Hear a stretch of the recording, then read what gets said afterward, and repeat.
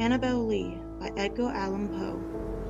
It was many and many year ago, in a kingdom by the sea, that a maiden there lived whom you may know by the name of Annabel Lee.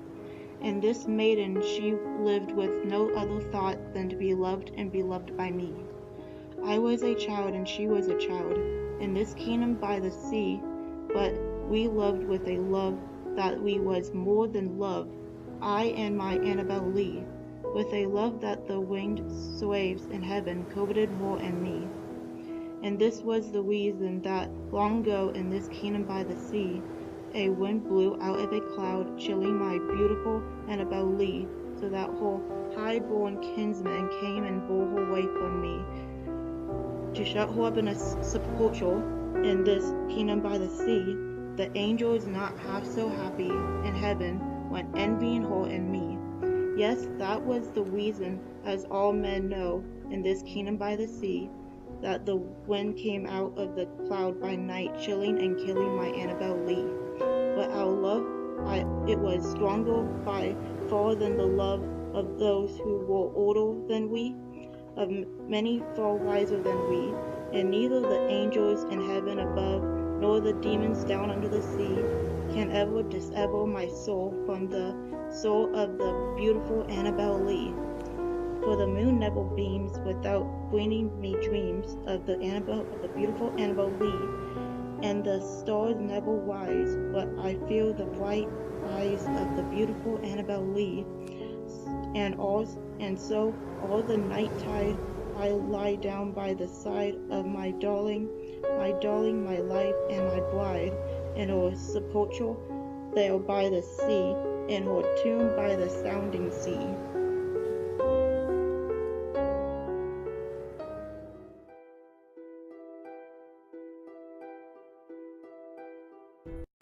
A Dream by Edgar Allan Poe.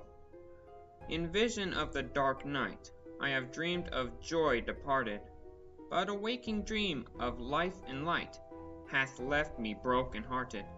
Ah, what is not a dream by day, to him whose eyes are cast on things around him with a ray, turn back upon the past?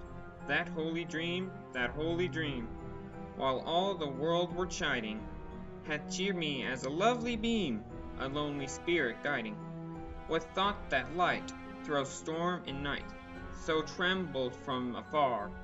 What could there be more purely bright in truth's day star?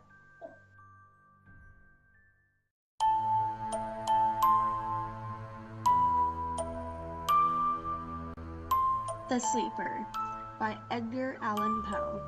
At midnight in the month of June, I stand up beneath the mystic moon. The opera vapor, dreary and dim, exhales from our golden rim, and softly dripping, drop by drop, upon the quiet mountain top, steals drowsily and musically into the impersonal valley. The rosemary nods upon the grave, the lily laws upon the rave, wrapping the fog about its breast. The ruin moulders into rest, looking like a leaf. See, the lake, a conscious slumber seems to take, and would not for the world awake. All beauty sleeps, and lo, where it lies, luring with her destinies. Oh, lady bright, can it be right? This window open for the night, this wanton airs from the treetop, laughingly through the lettuce drop. The bodiless air of window rout, filth through thy chamber in and out, and wave the stirring canopy, so fitful, so fearful, upon the close and figured lid, beneath which the slumbering soul lies hid, that over the floor and down the wall, like ghosts and shadows, rise and fall. Oh, lady dear, hast thou no fear? Why and what art thou dreaming here?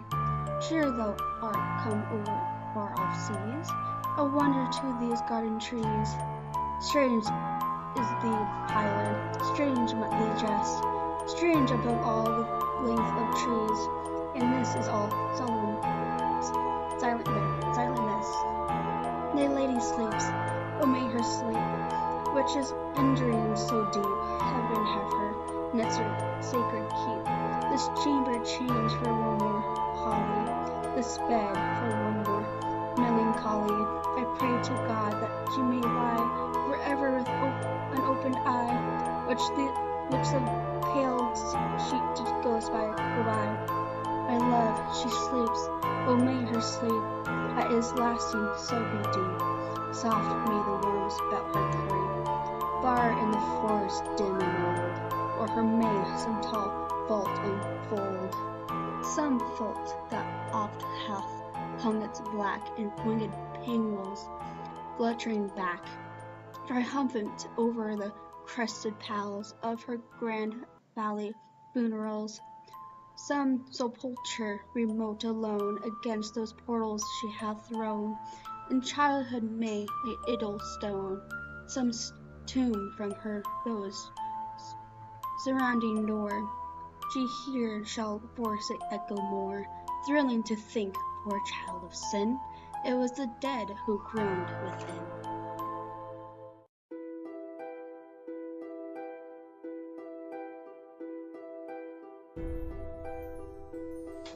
The Raven by Edgar Allan Poe. Once upon a midnight dreary, I pondered, weak and weary, over many a quaint and curious volume of forgotten lore. While I nodded, nearly tapping, suddenly there came a tapping, as of someone gently rapping at my chamber door. "'Tis some visitor," I muttered, tapping at my chamber door, "only this and nothing more." Much I marveled this ungainly fowl, to hear discourse so plainly, though its answer little meaning, little relevancy bore. For we cannot help agreeing that no living human being ever yet was blessed with seeing bird above his chamber door, bird or beast upon the sculptured bust above his chamber door, with such a name as Nevermore. And the raven never flitting, still is sitting, on the pallid bust of Pallas just above my chamber door. And his eyes have all the seeming of a demon's that is dreaming, and the lamp light o'er him streaming throws his shadow on the floor. And my soul from outside that shadow that lies floating on the floor shall be lifted nevermore.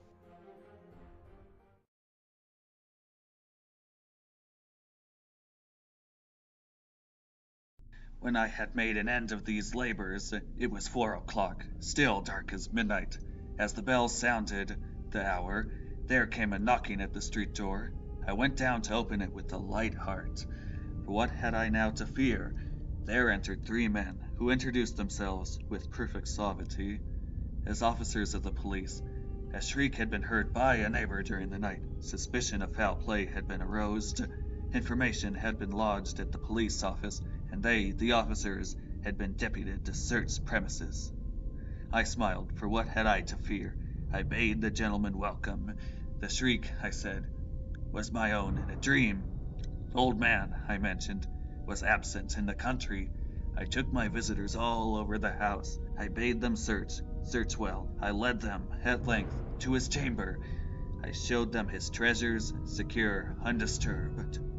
In the enthusiasm of my confidence, I brought chairs into the room and desired them here to the rest from their fatigues, while I, myself, in the wild audacity of my perfect triumph, placed my own seat upon the very spot beneath which reposed the corpse of the victim. The officers were satisfied. My manner had convinced them. I was singularly at ease. They sat while I answered cheerily. They chatted of familiar things, but ere long, I felt myself getting pale and wished them gone. My head ached, and I fancied a ringing in my ears, but still they sat and they still chatted. The ringing became more distinct. It continued and became more distinct. I talked more freely to get rid of the feeling, but it continued and gained definitiveness, until, at length, I found that the noise was not within my ears. No doubt, I now grew very pale, but I talked more fluently and with a heightened voice. Yet the sound increased, and what could I do? It was a low, dull, quick sound, much such a sound as a watch makes when enveloped in cotton. I gasped for breath, and yet the officers heard it not. I talked more quickly, more vehemently, but the noise steadily increased. I arose and argued about trifles in a high key and with violent gesticulations, but the noise steadily increased. Why would they not be gone? I paced from the floor to and from with heavy strides, as if excited to fury by the observation of the men. But the noise steadily increased. Oh God, what could I do? I foamed, I raved, I swore. I swung the chair upon which I had been sitting, and grated it upon the boards.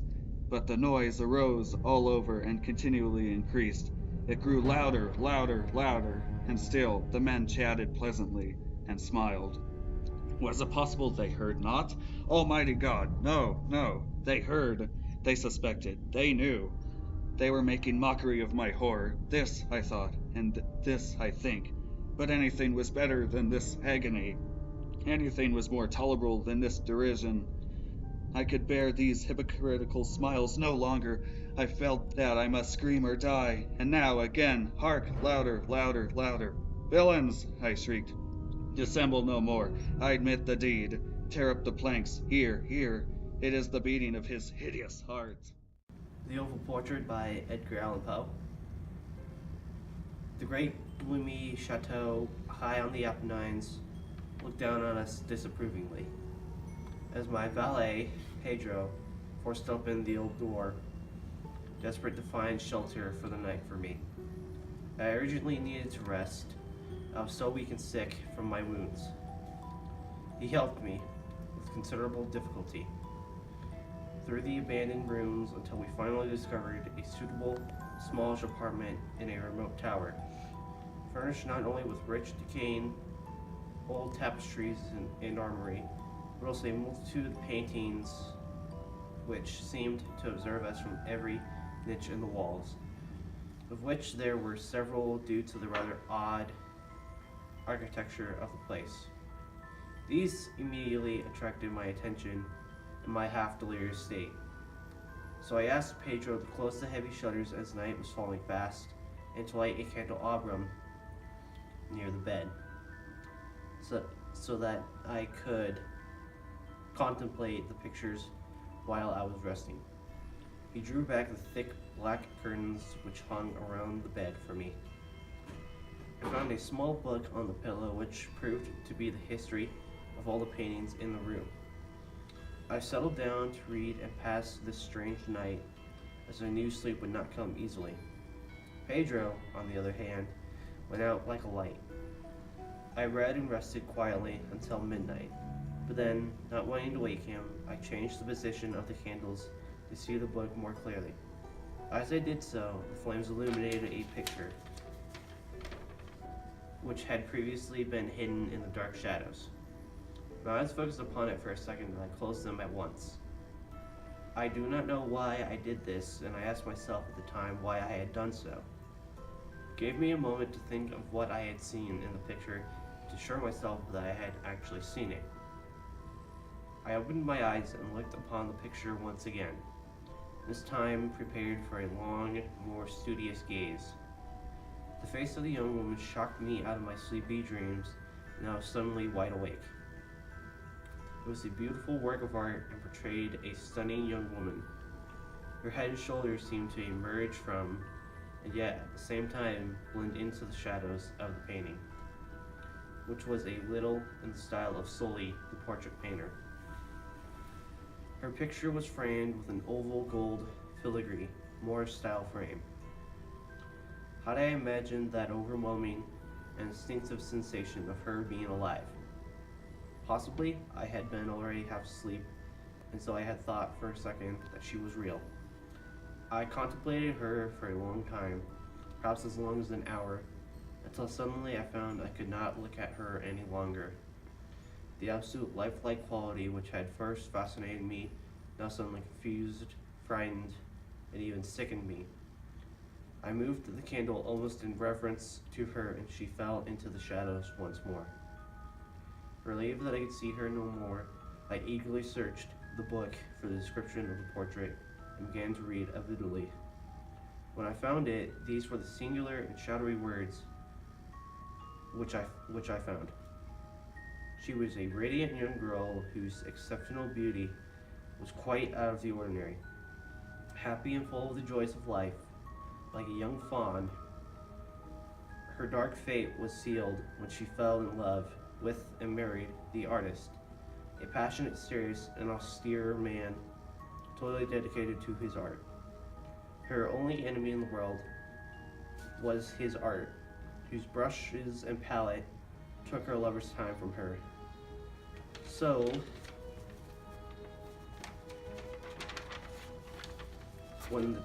when he asked her to allow him to fulfill his desire to paint her portrait and capture her beauty forever on canvas, her heart sank and she felt strangely cold.